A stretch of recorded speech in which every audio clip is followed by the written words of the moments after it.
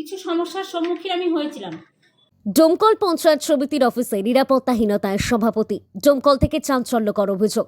নিজের অফিসে নিরাপত্তাহীনতায় ভুগছেন পঞ্চায়েত সমিতির খোদ সভাপতি। অভিযোগ তুলেছেন ডোমকল পঞ্চায়েত সমিতির সভাপতি শাহানা বিশ্বাস। অভিযোগ বিরোধীদের নয়, সমস্যা শাসক দলেরই কয়েকজন সদস্যের স্বামী ও সহকারী সভাপতির বিরুদ্ধে। সভাপতির অভিযোগ অনুযায়ী সহকারী সভাপতি আরাফাতন মণ্ডল সহ কয়েকজন সদস্যের স্বামী নিয়মিত অফিসে এসে ঘণ্টার পর ঘণ্টা বসে থাকতেন। অফিসে আড্ডা দেওয়ার পাশাপাশি তাকে কটূক্তিও করা হতো বলে অভিযোগ করেছিলেন তিনি।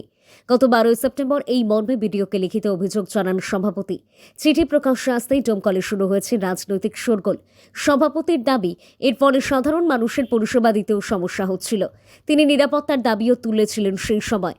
ডোমকলের বিডিও শঙ্খদীপ দাস জানান, কয়েক মাস আগে সভাপতির কাছ থেকে এই বিষয়ে একটি লিখিত অভিযোগ এসেছিল এবং তা প্রয়োজনীয় জায়গায় পাঠানো হয়েছে। যদিও পরে নিজেদের মধ্যে আলোচনার মাধ্যমে সমস্যা মিটে গিয়েছে বলে দাবি সভাপতির। শুধু তাই নয়, আপাতত পঞ্চায়েত সমিতির সকলেই একসাথে আছে বলেও দাবি করেন সভাপতি। পাশাপাশি এই ঘটনায় তিনি ব্লক সমষ্টি উন্নয়ন আধিকারিক দপ্তরের কোনো এক আধিকারিককে কাজ করায় তোলেন। সভাপতি বলেন, কোনো এক আধিকারিকের প্ররোচনায় পা দিয়ে এই অভিযোগ করেছিলাম।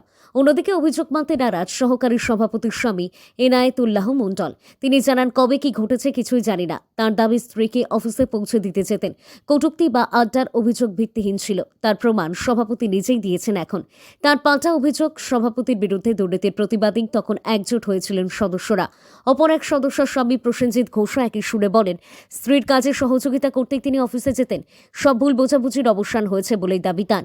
তবে প্রশ্ন থেকেই যাচ্ছে, শাসক দলের অন্দরেই এই অভিযোগ ঘিরে কতটা অস্বস্তিতে ডোমকল পঞ্চায়েতের সমিতি, কতটা অস্বস্তিতে ডোমকলের তৃণমূল। যদিও এই ঘটনায় ডোমকলের রাজনীতিতে শুরু হয়েছে রাজনৈতিক চর্চা। পাশাপাশি বাম কংগ্রেস নেতৃত্বে পঞ্চায়েত সমিতির বোর্ড সভাপতি, সকল সদস্য সহ তৃণমূলকে চাঁচা ছোলা ভাষায় আক্রমণ করেন তারা। এই ঘটনায় কে কি বললেন?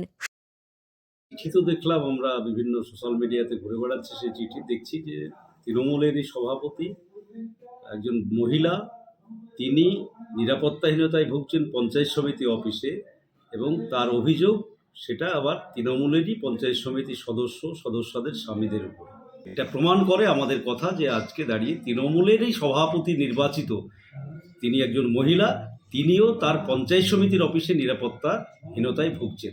এর থেকে দুর্ভাগ্যের, এর থেকে লজ্জা আজকে ডোমকলবাসী হিসাবে আমাদের আর কিছু বলার নেই। এটা হচ্ছে ভীষণভাবেই দুর্ভাগ্য। পঞ্চায়েত সমিতির এই যে বোর্ড, এটা অযোগ্য বোর্ড।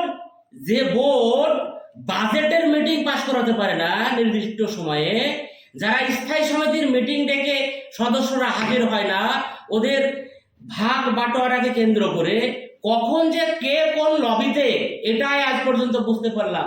ওরা মানুষের কাজ করার জন্য পঞ্চায়েত সমিতিতে যায় না, ওরা কত টাকা ইনকাম হবে সেই ইনকামের হিসাব নিতে বা আগামীতে কত টাকা ইনকাম করব তার বাজেট করার জন্য যায়। কিছু সমস্যার সম্মুখীন আমি হয়েছিলাম।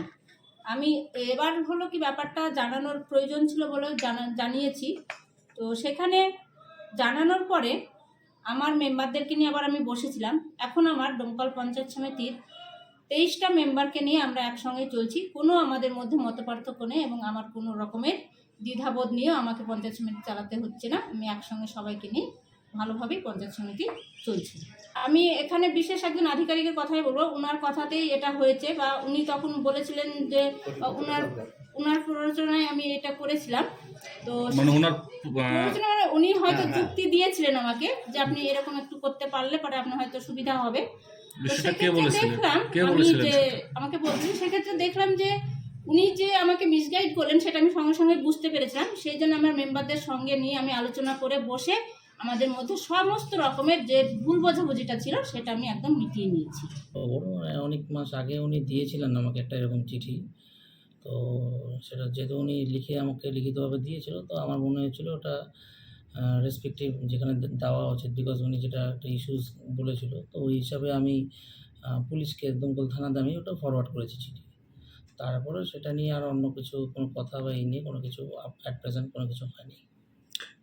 আপনি তো একজন ব্লক সমষ্টি উন্নয়ন আধিকারিক, তাই কি মনে হয়েছিল আপনার যে এটা উনি এরকম সমস্যায় ভুগছেন? এরকম দেখুন, উনি একজন সভাপতি আছে, উনি ওই হিসেবে দিয়েছিল, আমার কর্তব্য ওটাকে ফরওয়ার্ড করে আমি ওটাই করেছি। তার বেশি বা কম কোনো কিছু। ধন্যবাদ।